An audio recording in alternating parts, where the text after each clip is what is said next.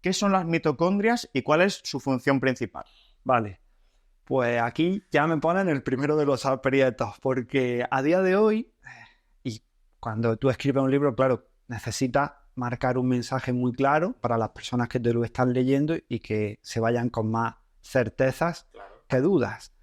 Pero si ahora, obviamente, claro, sabemos que la mitocondria, su principal función es la de producir energía, pero aquí podríamos poner dos comillas grandes, porque claro, ahí si por ejemplo miramos a estudios y hay un científico súper interesante en la Universidad de Columbia, se llama Martin Picard, súper chulo sus papers, publica mucho en Nature y hace una infografía súper bonita.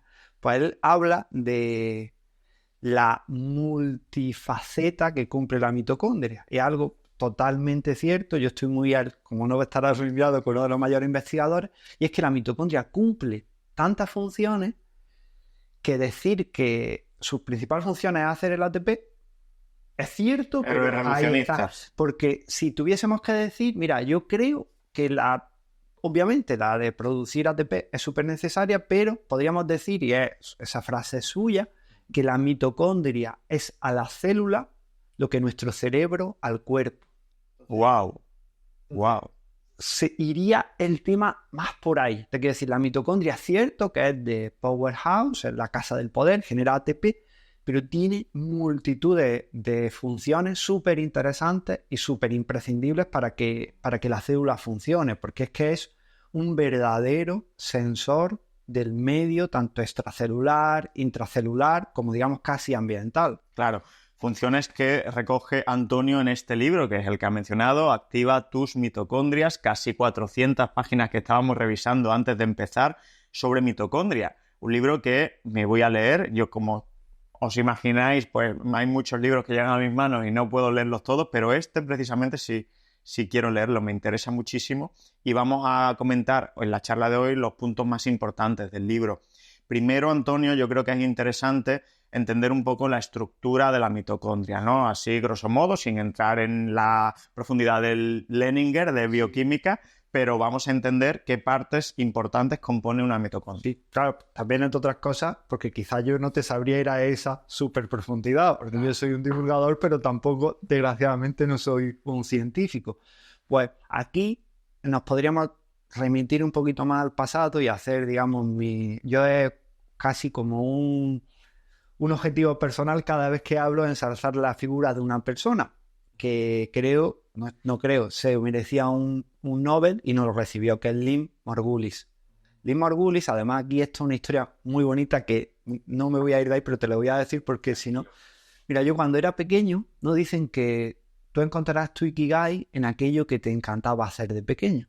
Pues Borja, a mí de pequeño había dos cosas que me encantaban. Una era la serie de Cosmos de Carl Sagan y otra Érase una vez la vida. Me flipaban. Entonces yo me pasaba el día viéndola una y mi madre me la grababa y la veía en bucle una y otra vez y después a todo el mundo le calentaba la cabeza porque una célula funciona así, las neuronas comunican con un impulso eléctrico tal, o un agujero negro tal, o una supernova, o una enana roja emite la luz roja porque está muriendo tal. Y eso me hace mucha gracia porque, claro, hoy cuando yo hablo de salud me acuerdo de ese Antonio pequeño. Pero a lo que voy aquí es que Lynn Margulis fue una científica súper disruptiva en su tiempo. De hecho, la trataron de loca, se rieron de ella, la llamaban neurótica, decían que solo una mujer podía desvariar tanto, es decir, esas cosas están. Lynn Margulis lo que venía a decirnos es que sí es cierto que la teoría de la competición entre especies, la teoría de la supervivencia del más apto de Darwin, totalmente cierto, pero había un elemento que se había pasado totalmente desadvertido desde ese momento, que era la cooperación entre especies. Entonces, Lynn Margulis es la madre de la teoría endosimbiótica. Lynn Margulis murió antes de que esa teoría fuese totalmente refrendada con estudios científicos y se demostrara que tenían razón, que tú y yo estamos hoy aquí porque somos el fruto de un proceso evolutivo en el cual hubo un momento en el que una célula solita decidió cooperar con otra y convertirse en un ser bicelular, después tricelular y al final cadena evolutiva hasta que tú y yo estamos aquí. Pero para que eso pasara tuvo que haber un momento en el cual esa célula pudiese pensar en grande.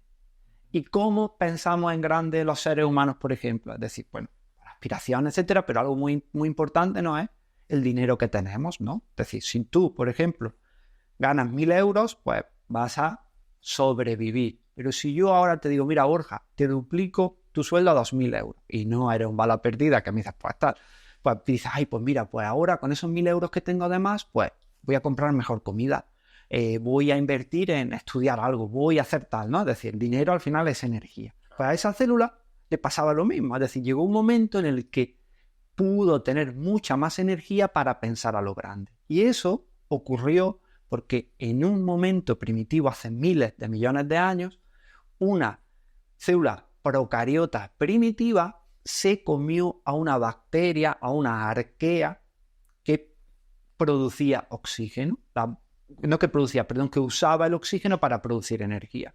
Las personas que no escuchan saben que una bacteria fermenta la glucosa sin oxígeno, por eso el vino lo tenemos que poner en condiciones anaeróbicas para que el zumo de uva se convierta en vino, o el chucrut la col para que se convierta en chucrut.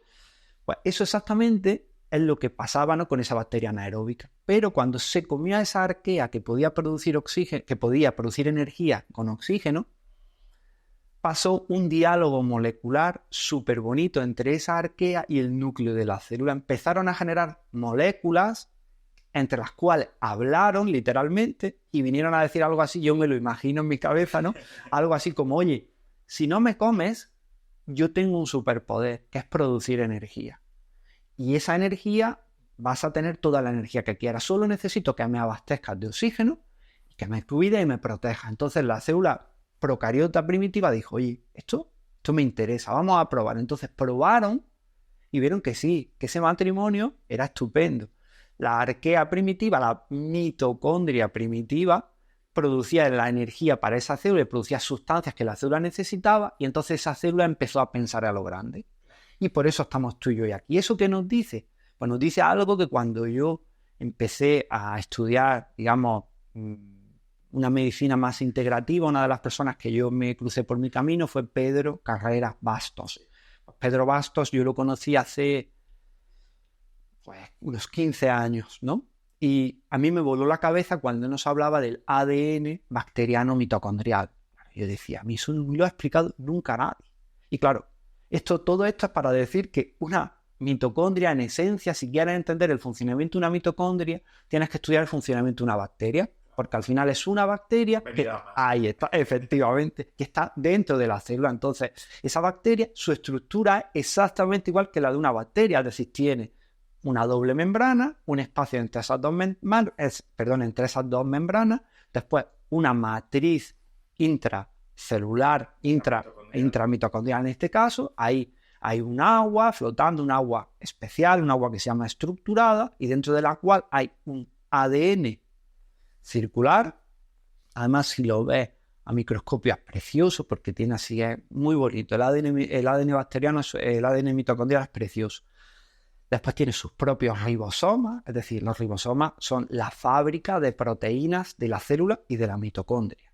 Y tiene como una especie de crestas así muy bonitas que se llaman las crestas mitocondriales, en las cuales están alojados una especie de acelerador de partículas que se llaman los complejos mitocondriales, que son varias proteínas, las cuales ahí al final lo que saltan son electrones a una alta velocidad, y con ese salto de electrones a alta velocidad se produce energía. Entonces, eso sería, digamos, la estructura de la mitocondria.